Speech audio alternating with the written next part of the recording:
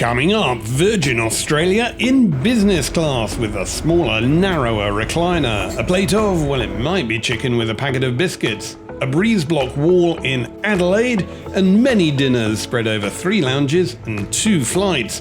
That's after a pleasant train journey to domestic Sydney Airport, where I'm flying from Sydney to Melbourne via Adelaide, just because I like to make things a little bit difficult. It's time to fly down to Melbourne, but unusually via Adelaide on Virgin Australia in business class. There's priority boarding, a priority lane, and a lounge. So come on, let's go. And there is a sight that's a wonder to behold. No, not Old Terminal 2, but it's a complete absence of a queue at the old domestic terminal.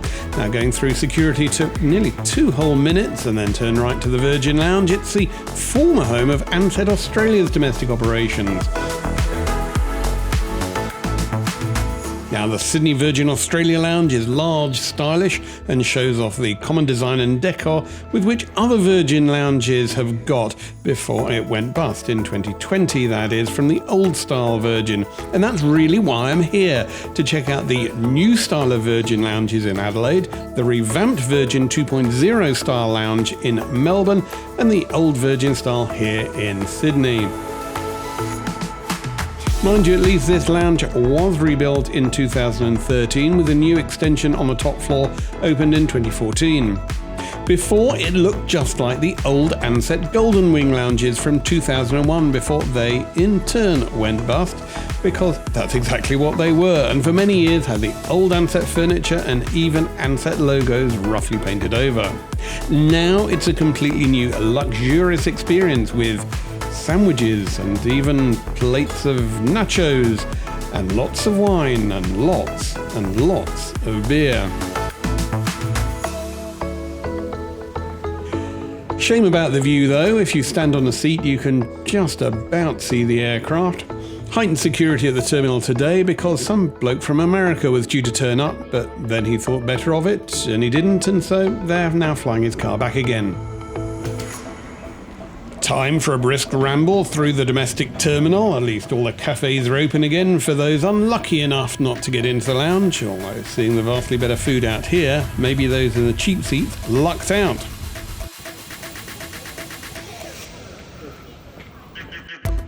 Priority boarding in business and time to settle into those luxurious seats in business. Oh, it's an old 737. With recliner seats that wouldn't have been out of place on Ansett. Thank you, cabin manager, and also like to welcome our Velocity frequent flyers members back and our guest flight international partner airline. Now we have all the passenger boarding. We are finalizing the final paperwork and then shortly we'll be on our way. Thank you. In these tight, narrow recliners, there's only one solution. Yes, pre-flight drinks with sparkling wine.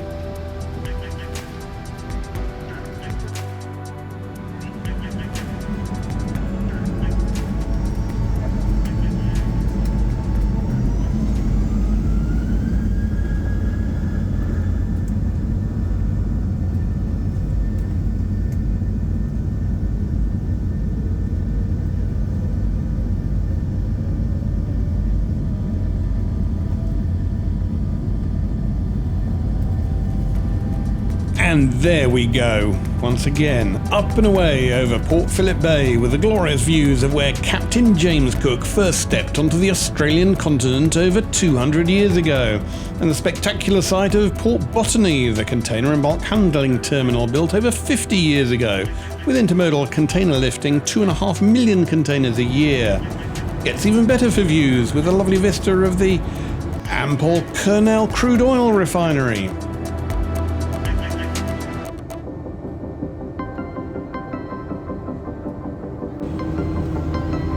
Now, the plane's a bit tired, like me, and the armrest won't close, but at least it's time for dinner.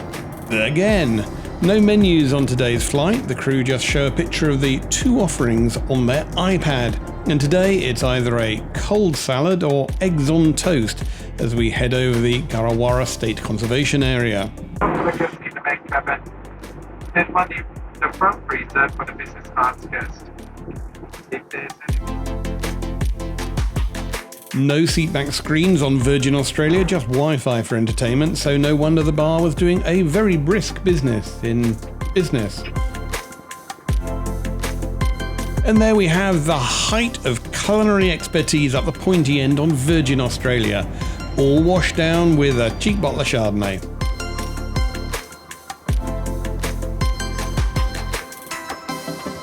One egg warmed up and halved on a couple of slices of toast with no less than 2 slivers of tomato and a little dollop of pesto. Showering, we've got a lot of that's how much temperature around about 10 knots. Temperature of 16 degrees, had a pretty good run, should be just about 5 minutes early at 5:2. Just enjoy a flight business, Charlie, so we hope to see you again. Now, if I'd paid full whack on this flight, I might have been a bit upset at the quality of the food, but I bought the cheapest possible ticket and then used Virgin's bid upgrade system to bid the lowest possible amount for an upgrade, in total about $80.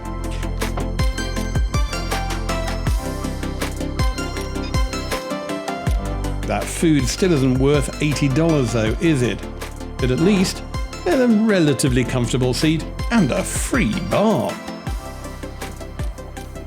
Indeed, the crew on this flight were more than happy to come out of the galley and offer refills, and yet more top-ups, and a different change of wine or beer. After all, it's a long way to Adelaide. Adelaide, of course, the city of churches, known for the quality of its food and wine, unlike Virgin Australia. Coming into view now, actually.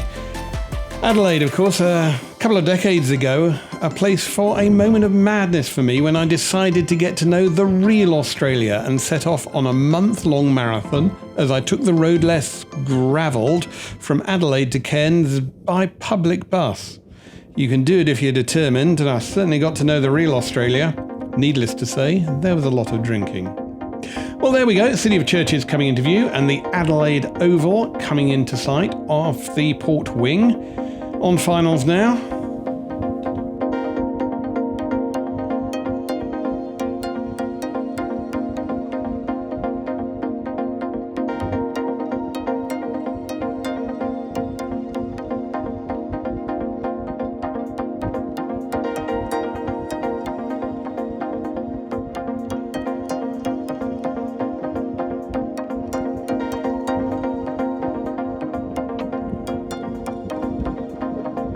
Welcome to Adelaide, Virgin Australia's proud to acknowledge the traditional custodian of the land on which we walk with the line. Pay our respect to elders past, present and the future.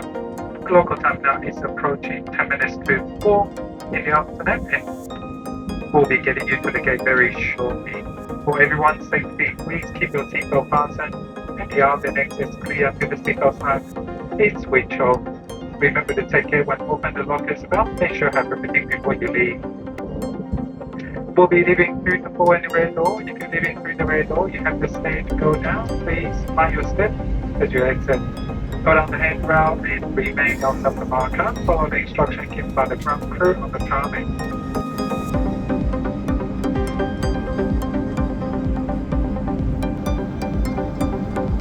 We've got to the City of Churches on time. Thank goodness I've got 2 separate tickets with just an hour to change planes, and any delay would mean I couldn't connect and forfeit my next ticket, and also I wouldn't get to the lounge.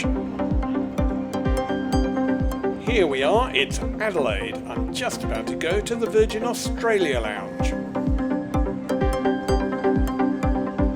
And that's what we've been waiting for, the brand new Virgin Australia Adelaide Lounge. It's a delight and well worth a diversion of 450 miles in each direction.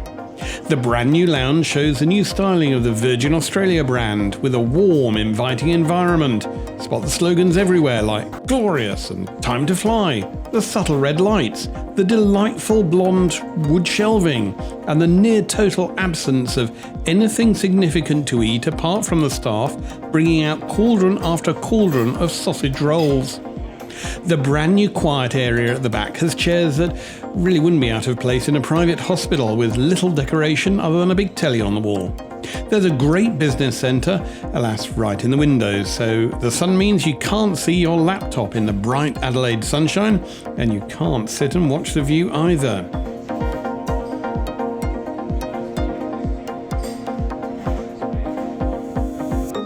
A large feature is a new coffee bar which doubles as a wine bar at night, and this is the main feature.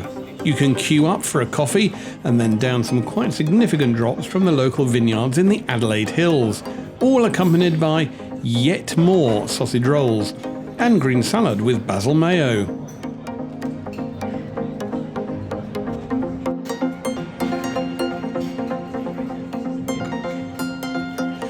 The wine bar is called the Cellar Door Hub, no less. Beer is also very good, with the fridge rammed with everything from Crown to pure blondes, Fat Yak, Carlton Dry, Peroni and all the types of Coopers.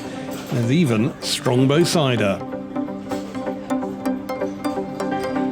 Also of note is the breeze block wall in the reception area, a wall that apparently symbolises the garden walls of the suburbs of Adelaide. The new extension to Adelaide Airport's really big, and it's got more than its fair share of cocktail bars and wine door outlets, even a grand piano in the concourse, and you could have a pretty good evening on a pub crawl at the airport if you choose. Still no time to be hanging about. There's a flight waiting and a fourth dinner on board and meal number 5 waiting in Melbourne. Another 737 totally dwarfed by the 777 of Qatar about to head over to Doha next to it. I've been on that one enough times over the past year to give it a miss this time. So, I've now got front row seats with another 4 inches of legroom and yet another pre-flight drink of that sparkling wine. Wi-Fi was working on this aircraft, although $15 is quite pricey for an hour, and this flight indeed is just a short hop of an hour over to Victoria, and again with another upgrade bid. I bid the lowest possible amount of $65 bucks, and I'll see if the food matches the price tag.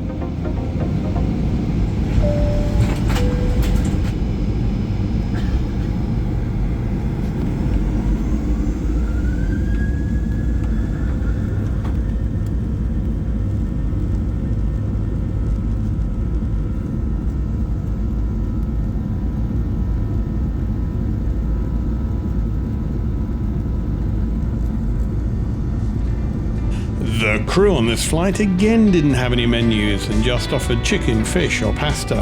I opted for the chicken fish, which got completely blank looks from the crew. Now, I'm not being funny or anything, but when I suggested they pop in an Oxbridge comma between the alternatives, they clearly thought I couldn't be speaking English.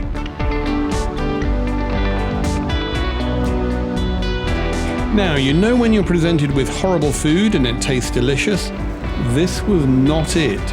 Lumps of tepid, greasy chicken in a nondescript sauce that had been slopped all over the plate, with a few potatoes and a very stringy bean on the side. Yum!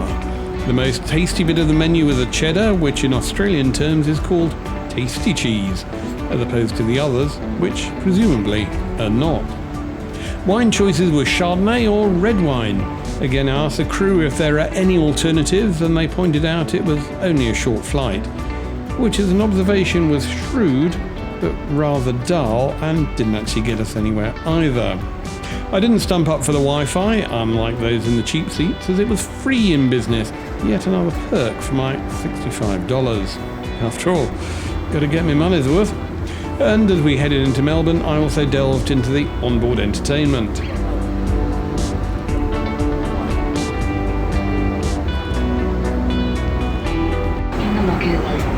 If your seat has a leg rest or device holder, ensure they are stowed and all devices are unplugged.